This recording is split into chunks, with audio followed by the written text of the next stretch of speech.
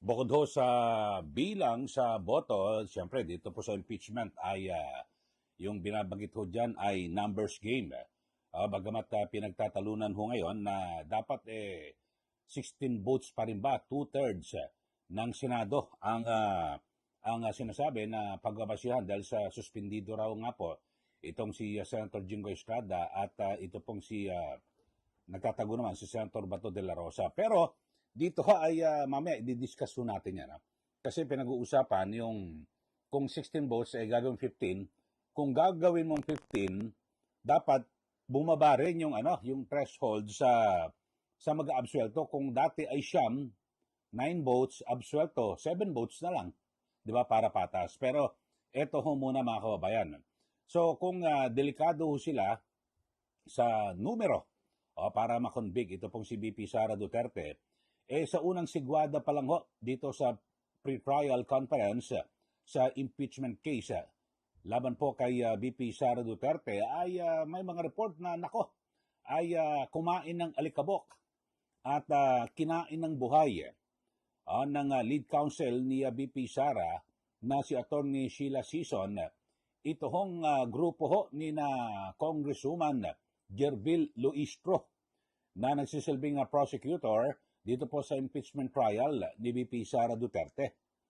At ayon po sa politiko, at sinabi po ng kanilang scooper na tila lamang na lamang po ang depensa o yung kampo po ni VP Sara sa talakayan kung saan ito pong si Batangas Congresswoman Jervil Luistro, ang lead prosecutor ng Kamara, ay nahirapan umanong makasabay sa mga argumento ng kampo ni VP Duterte. Ngayon, so dito ang pagkakabanggit nga ho mga kababayan kinain ng buhay, nilapa ni Attorney Sison ito hong si Luistro sa pre-trial. At dahil sa ganyan, kasi alam niyo naman sa mga nakaraan, di ba? Sa isinagawang impeachment proceedings, yung ng House Committee on Justice, dyan po sa House of Representatives, talagang gusto bagay, makikita niyo naman yung mga galawan doon ho di ba? Yung mga tanong na may kinuha sila mga resource person, pero yung mga tanong na sila-sila lang ho at alam niyo ho yung mga motibo, di ba? Kasi depende ho sa tanong at mga sagot. Tapos ngayon lumilitaw ho mga kababayan na mukhang hilaw na hilaw at baka hindi lang ho sila matalo sa numero, pati ho mismo sa mga argumento, sa detalye ho ng mga kaso. Yun ho. At dahil dito ay naiulat na umeksena na po yung private prosecutor na kinuha po ng House of Representatives. Ito pong si Attorney Lorna Kapunan sa mga diskusyon. So umano na ho, sumingit na ho. At siya po ay naging aktibo na dahil sa natatalo sila at nangangamote. Ito raw pong sina Jervil Luistro. At yun ho mga kababayan, so nagkaroon po rin ng mainit na palitan ng magkabilang panig. Mukhang magaling ho itong si Attorney Sheila Sison ho mga kababayan. At ayun ho, lumabas din sa ulat na naging tensyonado ang ilang bahagi ng pagpupulong hanggang sa kailangan umanong mamagitan yung Senate Secretary na si Attorney Renato Bantog Jr. upang mapanatili ang kaayusan ng pag-uusap. So nag-referee siya kasi talagang matindi ho mga kababayan.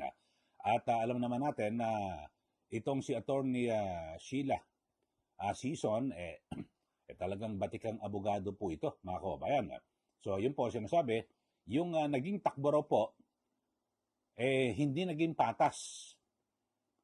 Talagang kumbaga sa dehadong-dehado raw po ito hong kampo ni na Luistro. At parang ang sinasabi mukhang kulang ho sa paghahanda yung kampo po ni Congresswoman Luistro at kaya't mukhang madidihado sila. So yun nga ho, ulitin ko lang ho, sabi ho, sakto ng pagkakasabi ng scooper ng politiko ay kinain ng buhay ni Attorney Sison ito pong si Luistro sa pre-trial. So yun po, at sinabi pa ho na tila hindi raw po handa ang kampo ng prosecution sa mga argumento ng depensa. At yun ho, kaya nga kinakailangan na raw po na umiksena ito po si Atty. Kapunan at nauna nang iniulat naiulat sa media ho mga kababayan na 'di ba uminit po ang tensyon sa gitna ng pagpupulong kaya't namagitan na po itong Senate Secretary.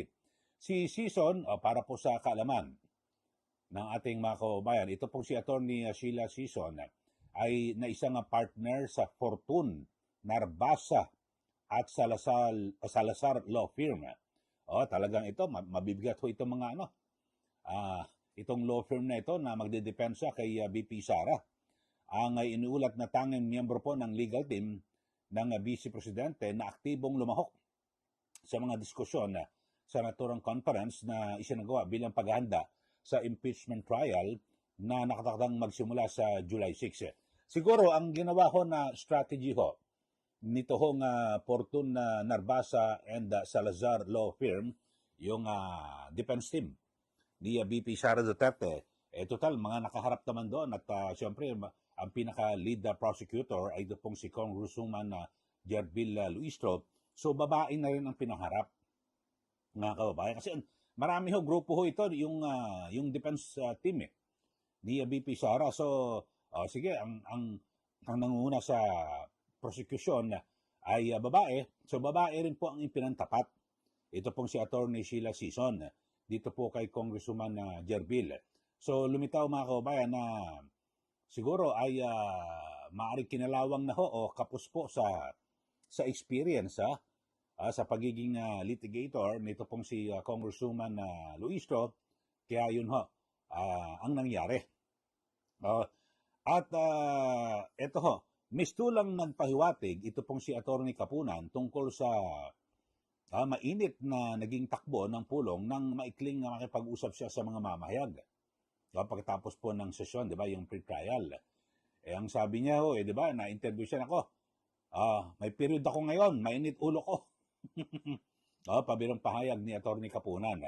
So, yun ho mga kababayan. At sa panig naman ng prosecution, ay kinilala po ni Lanao del Sur Representative Zia Alonto Adjong na nagkaroon nga po ng mainit ng palitan ng pagpupulong. So, kanyang kinukumpirma na nagkaroon po ng talagang matindihong balitaktakan.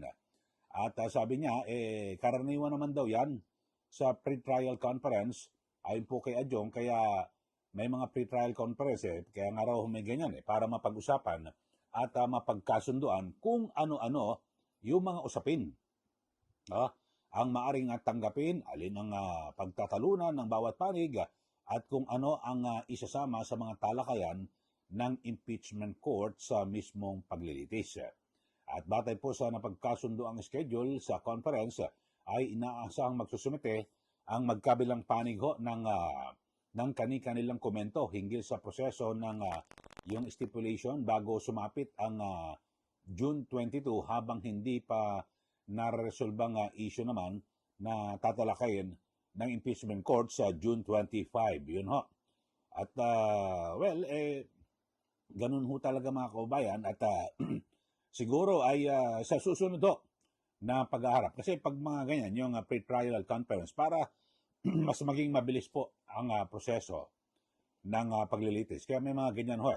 Nag-uusap na yung magkabilang panig at may mga binabanggit pa ho itong ibang mga sinasabing prosecutor o kasama po sa prosecution.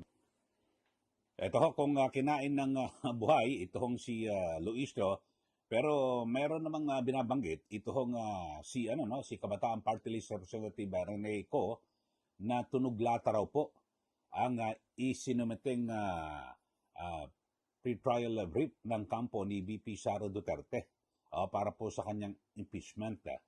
At bilang tagapagsalita, itong si Co, dyan po ng House Prosecution Team, binatikos po ni Rep. Co ang depensa ng Vice Presidente dahil sa mga sumusunod. Kulang daw po sa sustansya. At ayon po kay Rep, walang laman at puro general denial o pangkalahatang pagtatanggi lamang ang nakasaad sa dokumento. At hindi ra po direktang sinagot ang mga akusasyon na bigo umano ang kampo ni BP Sara na magbigay ng malinaw na paliwanag sa mga issue tulad po ng maling paggamit ng confidential funds. Tapos ay ubos oras daw ho, duliin tactics. Pinunanyari yung tila pag-asa ng depensa sa mga teknikalidad sa halip na harapin at sagutin. So ito ho yung mga nakita ho ni Congresswoman, Representative Rene Co. At sabi niya, kung yung pre-trial brief lang ang pagbabasyan, tunog lata ang depensa. So wala raw po masyadong maisip na aasahan ang publiko sa mismong trial proper. So yun po yung kanyang pahayag. Pero bilang spokesperson, kilalanin nga ho natin ito pong si Representative Rene Co, mga kababayan. Kasi yung kanyang mga pananalita parang yung alam niyo ho, yung mga magagaling ho ng mga abogado. Hindi ho agad binubuhos yan hindi po tumotodo, kaya sasabihin ako tunog lata. Nako, mahina pala, wala palang walang laman yung depensa, yung defense team ni VP Sara. Pero hindi niya alam to, Fortune Narbasa Salazar Law Firm. Nako, hindi niya kilala ho ito. Ito, para po sa kaalaman ninyo. Isa pong abogado, ito pong si Kabataan Party List Representative Rene Co, Attorney Rene Co Luis Manda Co. At siya po ay siya po ay nagtapos, graduated cum laude with a degree in political science mula po dyan sa University of the Philippines, Diliman. At siya po ay nakakuha ng Juris Doctor from the UP College of Law. At siya po ay nakapasa sa bar noong 2023. So 2026, 3 taon pa lang ho ito na 2 kalahati o magta-3 taon pa lang ho ito na naging abogado. Itong si Rene Co, Attorney Co. Pero binambagit niya ho, talagang kumbaga sa kung pintasan niya ito hong defense team ni VP Sara ay tunog lata. Paano ho kaya kung buweltahan naman siya? Itong si Attorney Rene Co, Kabataan Party List. Buweltahan na, Attorney Co, may naipanalo ka na bang kaso? Ano na ba ng mga naipanalo mong kaso nung ikaw ay abogado? Di ba yung mga ganun ho, mga kababayan Pero ako sa tingin ko, talagang strategy ho yun. Ako, tagal ko na rin na nag-cover ho sa ganyan mga impeachment trial dito po sa ating bansa. Kaya lang, ang ganda ho ng takbo Kaya lang nahaluan lang po ng mga report na usap-usapan na nagkakabigayan. Di ba? Yung kay Chief Justice Corona, ang sinasabi, di ba? Di umano, pinagbibigyan ng 50 million pesos nabunyag na ho yan, yung bawat senador na bumoto na pondo para sa kanilang proyekto. Tapos yung kay Era Estrada naman, may nag-walkout tapos nauwi sa EDSA 2. Yun ho, mga kababayan. So, hindi, pero kung talagang pagbabasihan lang ho yung mga argumento at talagang bubusisiin ng gusto yung bawat issue, talagang tama nga ho yung report na yan, yung kwento ng politiko na kinain ng buhay. Ito pong si Congresswoman Jerbil Luistro. Kaya lang spokesperson lang ho kasi itong si Attorney Rene Co. Sana doon din ho siya at kumatawan din siya at bilang prosecutor para malaman niya at makaharap niya itong si Attorney Sheila Sison. Di po ba?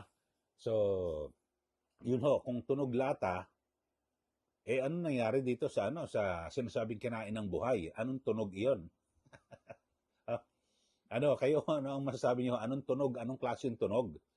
Na sinabi ko kinain ng buhay ni Attorney Sheila Sison. Siya lang ho pinauna at kasi siyempre babae yung lead prosecutor diyan po si Congresswoman Luistro. So ang ginawa ng defense team ni VP Sara, babae rin pinaharap. Sige, para patas ang laban. Di ba? Sige, pareho kayo at magbalitaktakan. Tapos mukhang alam na, yun nga, ang sabi, kinain ng buhay, sumaklolo na po itong si Attorney Lorna Kapunan. Yun po, at talaga nagkaroon po ng mainitang pagtalo, base rin po sa mga report, bagamat kasi ito hong pre-trial conference ay hindi po ito bukas sa publiko. So, yun ho. Okay, so kayo, ano ba sabi niyo ho rito mga kababayan? At parang kung dito sa pre-trial, ang sinasabi, nakaungos daw po. At nagkaroon po ng bentahe ito pong defense team ni VP Sara Duterte, kinain ng buhay ni Atty. Sheila Sison, ito pong si Congresswoman Jerbil Luistro, na talagang laging grabe yung mga suot, pang sona at mga pangmalaki ng event eh. Lagi ganun ang suot Ano ba yun? Parang si dating First Lady Imelda Marcos, di ba? Kung magsuot, di po ba? Siguro idol niya ho yan. Sige, magbigay na po kayo ng comment dito po sa ating channel, yung ating pinag-uusapan, at base po sa unang bugso, no? At unang yugto, first round ay sa pre-trial ay naungusan ng depensa.